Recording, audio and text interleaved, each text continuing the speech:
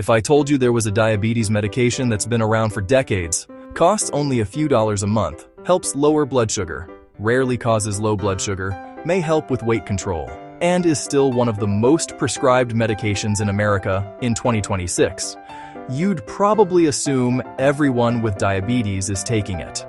But here's what's interesting. With all the excitement around Ozempic, Mounjaro, Wegovy, and the newer diabetes medications, many patients are asking the same question: do I still need metformin? And the answer might surprise you.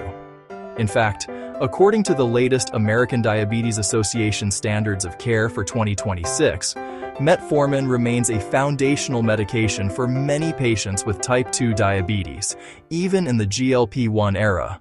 Today we'll cover who should be taking metformin, who shouldn't, the benefits, side effects, whether it can be combined with Ozempic or Mounjaro, and one major misconception I hear almost every day as a pharmacist.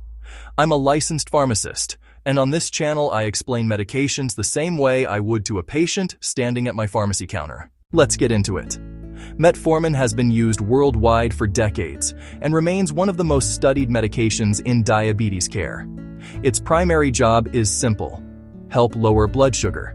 But unlike some older diabetes medications, metformin doesn't force your pancreas to produce large amounts of insulin. Instead, it works primarily by reducing glucose production in the liver and helping the body use insulin more effectively. Because of that mechanism, metformin generally has a very low risk of causing hypoglycemia when used by itself. And that's one reason it's remained a cornerstone of diabetes treatment for so long. So who is metformin best for? According to current diabetes guidelines, metformin remains an appropriate first medication for many adults with newly diagnosed type 2 diabetes. It continues to be valued because of its effectiveness, safety record, low cost, and decades of clinical experience. However, the 2026 ADA standards also emphasize that some patients should receive additional medications early, especially those with heart disease, kidney disease, heart failure, obesity, or elevated cardiovascular risk. Patients who may benefit from metformin include adults newly diagnosed with type 2 diabetes, patients looking for a low-cost treatment option, people who need modest A1C reduction patients without significant contraindications, people who need a medication with a low risk of low blood sugar.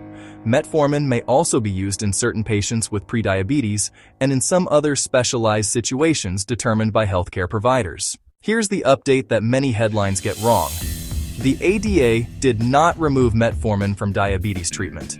Instead, the 2026 guidelines put more emphasis on choosing medications based on the patient's overall health, not just blood sugar numbers.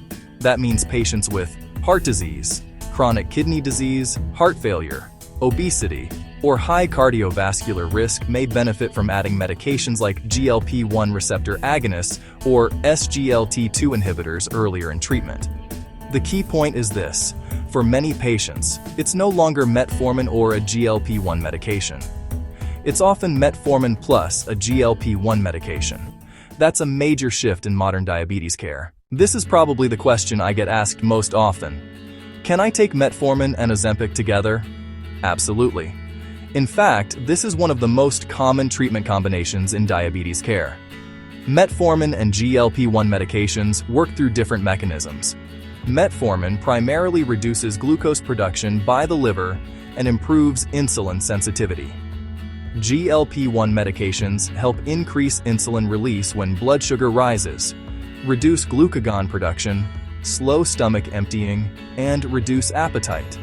Because they work differently, they often complement each other very well.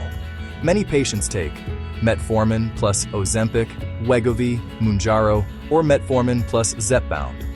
One thing patients should know: when starting a GLP-1 medication while already taking metformin, gastrointestinal side effects can sometimes feel more noticeable because both medications may affect the digestive system. This doesn't happen to everyone, but it's something to discuss with your healthcare provider. Let's talk benefits. Metformin lowers A1C effectively, has decades of safety data, rarely causes hypoglycemia by itself, is available as a low-cost generic, may help prevent weight gain, can be combined with many other diabetes medications, And unlike some newer medications, insurance coverage is rarely a problem. For many patients, that's a huge advantage. Now let's talk honestly about the downsides. The most common side effects include diarrhea, nausea, stomach upset, gas, and bloating. These symptoms often improve over time and may be reduced by taking the medication with food or using extended-release formulations. Long-term use may also contribute to vitamin B12 deficiency in some patients, which is why periodic monitoring may be appropriate. A rare but serious adverse effect is lactic acidosis. Although uncommon, this is one reason healthcare providers evaluate kidney function before and during treatment. Here's the biggest misconception. Many people believe that if they start Ozempic or Mounjaro, they automatically stop metformin. That's simply not true. For many patients, metformin remains part of the treatment plan because it provides additional blood sugar control, has a long track record of safety, and works well alongside newer medications. In modern diabetes care, combination therapy is often the rule, not the exception. So here's the takeaway. Metformin may be old, but old doesn't mean outdated. In 2026, it remains one of the most prescribed medications in the United States for a reason.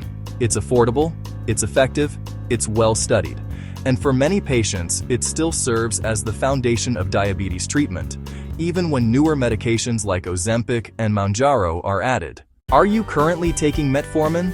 Have you taken it together with Ozempic, Mounjaro, or another GLP-1 medication? Let me know your experience in the comments. If you enjoy pharmacist-led medication explainers without the confusing medical jargon, subscribe for new videos every week. As always, this video is for educational purposes only and is not medical advice. Talk with your doctor or pharmacist before making any medication changes. Thanks for watching.